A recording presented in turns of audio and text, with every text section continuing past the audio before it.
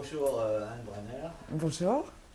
Alors, vous êtes né au Canada, vous avez Ouais. grandi à Montréal, puis un jour vous découvrez la France et décidez de faire vos études aux Beaux-Arts de Paris. Ouais. Pourriez-vous nous expliquer cela et surtout comment s'est fait pour vous ce transfert de vie et de changement de vie? Alors j'ai passé une grande partie de mon enfance au Canada. Et puis toute la famille est venue en France. Mes parents sont originaires de France. Et bon, ça a été très difficile, là, l'adaptation à la France, alors qu'avec mes frères, on était un peu des petits sauvages, tout le temps dehors. Et donc ça m'a donné vraiment l'envie toujours d'espace, l'importance de l'espace. Alors, pourquoi les Beaux-Arts? Pourquoi les Beaux-Arts? Parce que c'était, à mon idée, la meilleure école, celle qui formait vraiment des artistes, vraiment artistes, voilà. Et c'était ce que je voulais faire depuis toujours, en fait. Donc, vos parents sont artistes? Ma grand-mère était peintre. D'accord. Il y a Ouais. toujours quelque chose qui Oui, il y a quelque chose. Et puis, mon père connaît bien la peinture. Quand j'étais petite au Canada, il y avait la peinture, une peinture ancienne d'un cochon en train de manger un chou, une peinture anglaise, je crois. Et toute petite, je montais sur le canapé faire un bisou au cochon avant de me coucher le soir. Bah, c'est peut-être de là que ça vient, l'amour d'un cochon. cochon magique. Voilà. Alors, il y a toujours la sensation de l'espace. Je voulais travailler dans un espace très ouvert. Et l'animal était pour moi le moteur de la nature, c'est-à-dire l'élément actif et vivant de la nature sauvage.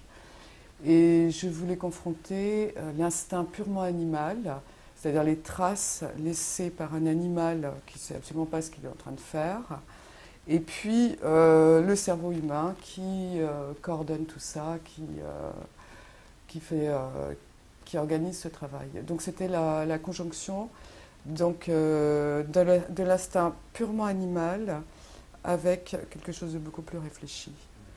Et je m'intéressais beaucoup aux premiers explorateurs, à l'ethnologie, aux plantes, beaucoup de choses comme ça. Donc, d'abord, il y a eu le zoo, c'est ça? D'abord aux zoos en France et ensuite avec des animaux sauvages en Afrique. Ouais. Ça a été vraiment sauvage. Ah ben oui, complètement sauvage. Je faisais des campements dans la brousse et j'ai appris à pister les animaux. La grande partie du travail d'ailleurs c'était du pistage. Et parce qu'il fallait repérer les endroits où passent les animaux, les passages les plus récents pour les hippopotames, les éléphants, rhinocéros, etc. Et donc, quand j'avais repéré un passage frais, je posais mes toiles camouflées. Par exemple, pour l'hippopotame qui reconnaît son chemin à l'odeur de ses crottes, il fallait frotter la toile avec les crottes d'hippo. Et bon, chaque animal avait un camouflage particulier. Et je vivais donc dans des villages où je faisais des campements et puis j'avais des pisteurs avec moi, des pisteurs qui étaient simplement des braconniers en fait. Et ça a duré combien de temps? Ça a duré, je suis restée à peu près 1 an et demi en Afrique et puis ensuite j'ai fait des empreintes d'océan. Oui, j'ai vu. Ouais, voilà.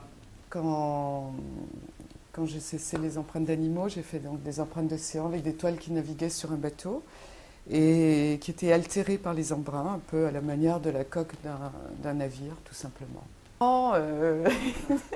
Je me suis modérée. Je suis passée aux oiseaux, Oui, j'ai vu. qui sont assez présents sur mes toiles. Alors voilà, c'est devenu très aérien. Et les oiseaux, parce que il y a le langage des oiseaux qui est un langage secret, spirituel. Et donc c'est assez évocateur. L'oiseau, c'est entre l'inquiétude, l'angoisse, la référence à Hitchcock, et quelque chose qui peut être très léger, qui peut être très, très spirituel, très élevé. Donc c'est une sorte de jeu comme ça entre une inquiétude, une étrangeté, et puis une forme de légèreté parfois. Ah, mais j'ai un rapport effectivement très particulier avec les animaux. C'est-à-dire j'ai un rapport assez immédiat et intense avec eux. Et quand j'étais en Afrique, par exemple, j'avais des singes, un chimpanzé, tout ça. Et j'allais très facilement vers des animaux qui étaient enchaînés, réputés dangereux. Et donc il y avait une sorte d'apprivoisement qui se passait. Un jour, je me suis retrouvée dans les bras d'un gorille il me serrait dans ses bras. Et juste après, les gens m'ont dit mais ça va pas, il est très dangereux, on va le tuer. On devait le tuer 3 jours après. Et donc, effectivement, j'ai une communication assez particulière, privilégiée, assez spéciale avec les animaux. Ouais. Mais j'observe beaucoup leur comportement, c'est-à-dire je ne m'aventure pas comme ça. J'observe la manière dont on communique avec tel ou tel animal. C'est-à-dire j'ai beaucoup étudié leur comportement, mais il y a surtout un feeling très spécial. Ouais. Et les toiles des traces... Non, j'ai fixé les empreintes. Voilà. Les toiles étaient peintes aux couleurs de la savane et je fixais les empreintes. C'est vraiment un travail. J'ai considéré que c'était un travail de peintre réellement. Et le résultat, ce sont des toiles d'ailleurs. Mais elles ont séjourné aussi très longtemps en brousse. Et donc elles sont bouffées par les termites. Elles ont les empreintes de la terre, de la pluie, du soleil. Il y a des toiles que j'ai récupérées dans des fleuves en crue. Au résultat, ça fait un peu comme le cuir d'un animal. Mais pour moi, ce sont vraiment des peintures. C'est un travail de peintre avant tout. Alors, là, effectivement, mon travail, et maintenant, c'est vraiment un travail d'atelier. Donc, je travaille sur l'identité, sur la dualité du moi intime et du moi social. Et le moi intime est constitué énormément de perceptions différentes. Et entre autres, ça peut être une sexualité ambivalente. Donc je travaille parfois avec des adolescents qui sont qui sont encore assez indéfinis, qui ont un physique, surtout au visage, qui peut être celui d'une fille, mais le corps d'un garçon. Et donc je travaille sur l'indéfini du moi, quand il n'est pas encore constitué, avec le corps social qui est représenté par les vêtements.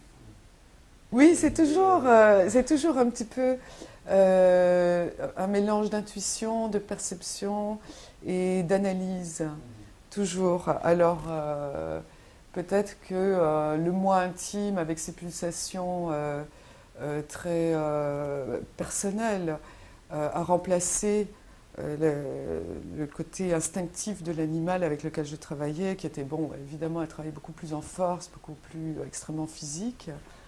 Et maintenant, ça a peut-être remplacé ça. Et c'est toujours cette sorte de dualité, de correspondance. Donc là, maintenant, c'est avec la société, le corps social, disons, d'une certaine manière. Mais là, on est très dans le figuratisme, quand même. Oui, alors moi je me suis toujours sentie très proche de la peinture figurative. Ouais. J'ai énormément dessiné quand j'étais aux Beaux-Arts, etc. Et puis par la suite, j'ai toujours beaucoup dessiné. Et donc c'est quelque chose qui m'est très familier. Mais je dissimule pour mieux dévoiler peut-être. C'est vrai qu'il y a un jeu entre la dissimulation, entre ce qui est caché et ce qu'on peut deviner. Donc, ce ne sont pas des portraits à proprement parler. L'exposition s'appelle Visage parce que justement, il n'y a pas de visage. Les visages sont à imaginer, à deviner. Ils sont dissimulés, mais c'est une forme de dévoilement, en fait, aussi. Ça veut dire qu'on peut mettre n'importe quel visage aussi sur la... Exactement, ça permet de laisser... ça peut être n'importe quel visage, c'est-à-dire c'est le reste qui va induire la retranscription de ce visage qui est dissimulé. Il y a quand même certaines toiles où il y a juste un bras. Oui. Oui, par exemple, là, je pense que vous faites référence à la toile qui s'intitule Jardin anglais, et qui est une robe de rose rouge qui est étalée sur un fauteuil. Elle est vide, il n'y a personne dedans. Et puis il y a un bras avec une main qui tient une cigarette. Et donc ça, c'est exactement la représentation donc, sociale, cette robe de fête, de bal quasiment. Et puis cette main comme ça qui est juste... tout le reste est effacé, il ne reste plus que ça. Et voilà, c'est une identité qui persiste à travers un vide, une absence. C'est en fait une espèce de travail sur l'abstraction du corps. Oui, si on veut. Voilà, on abstrait le corps, voilà. Non, moi, je me suis dessinée à un moment donné parce que c'était bien pratique, je posais pour moi, tranquille et tout. Mais non, mais par contre, c'est sûr que dans pas mal de mes modèles, je me retrouve de toute manière. Toujours Ça, un petit peu. ah oui, c'est assez évident pour moi en tout cas, ouais. Ah ouais. Et Alors, sinon, je m'utilise aussi quand même des mains, etc. Oui. Très Ah souvent, oui. c'est moi sans mes mains. C'est aussi les mains à la barbe, effectivement. Alors la photo, c'est très important pour moi. J'ai toujours fait de la photo. Et je photographie énormément. J'ai toujours eu un appareil sur moi. Et j'utilise la photo comme une base, comme des notes et comme documentation. C'est-à-dire je photographie tout ce qu'il y a autour de moi, tout le temps. Et quand je veux faire des peintures, quand j'ai des idées de peintures qui viennent, je fais des croquis. Et ensuite, je fais des mises en scène avec ou sans modèle, avec ou sans accessoires. Ça dépend des... Par exemple, là, il y a une peinture d'une chemise que j'ai noyée dans une mare, dans la campagne anglaise, tout dernièrement. Donc je passais mon temps avec des bottes à noyer des chemises dans des mares et des pâtisseries aussi. Et donc je mets en scène, je photographie et ça me sert de support pour les peintures. Donc c'est quand même un élément très important dans votre travail. Mais vous êtes Ouais, pas très important. Vous ne vous dites pas photographe. Non, je ne me dis pas photographe, mais quasi d'une certaine manière. Mais, sauf que je ne montre pas mes photos. Non, je suis peintre avant tout. Bien, merci Anne Banin d'avoir bien voulu répondre aux questions. Merci. Merci beaucoup.